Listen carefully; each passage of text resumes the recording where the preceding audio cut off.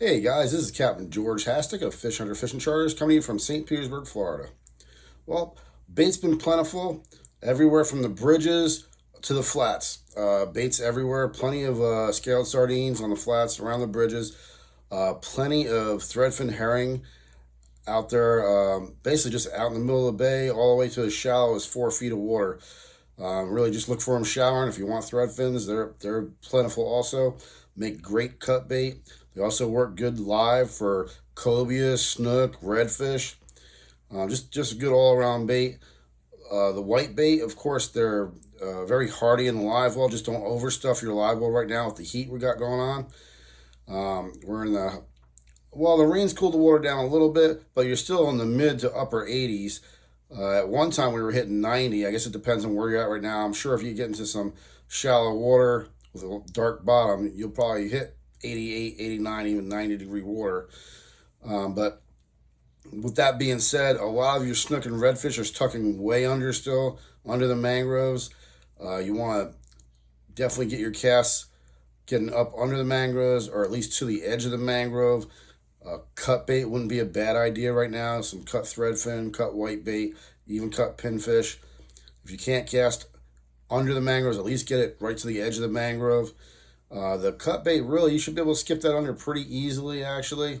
But like I said, if you're not good at that, look for openings or at least get it close to that mangrove tree line. Your live scaled sardines are definitely still producing. Go ahead and throw some chummers out there. Throw it along the tree line, and a lot of times that'll draw the fish out and also get them more active. Your trout are in kind of two different areas: the grass edge flats and that 4 to 6 feet of water with a lot of sand holes. It's holding trout, and then also out in the bay, you get your shell bottom. I've caught trout as deep as 18 feet of water just recently, but that's over a shell bottom like a coral. Mix of grass patches type of stuff. We were actually catching grouper and trout right in the same spot, so it's a pretty wild time right now this time of year.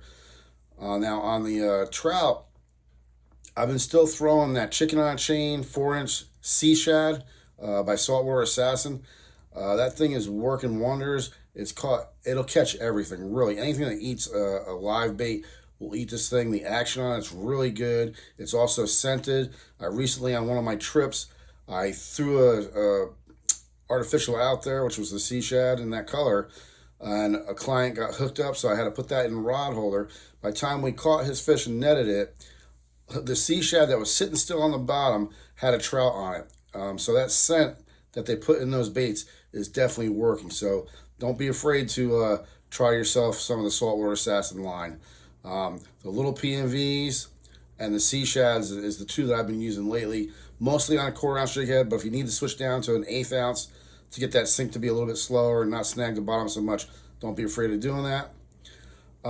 Your residential canals right now, you'll have to look early morning, late evening. There's been some juvenile tarpon rolling. They'll take a white jerk bait and or threadfin and your scaled sardine also. So you just need to look in the areas. Now, some of the larger tarpon, all of your bridges and the reefs, shad on the bottom, cut threadfin. Those are two dangerous baits if you want to go try chunking for tarpon. That'll definitely work for you really well. And the mackerel, the white baits, start throwing those white baits out there. Get a chum slick going. They'll show up in your chum slick. Maybe even try to work some of the schools of threadfin. If you see them getting blasted, gold spoon, silver spoon, work the area. It's a fun time, and they pull drag really good. Set your drag medium to medium light. This way, on that initial hit, you don't just rip the hook out of their mouths. All right, this has been Captain George Hassick. Have a good day.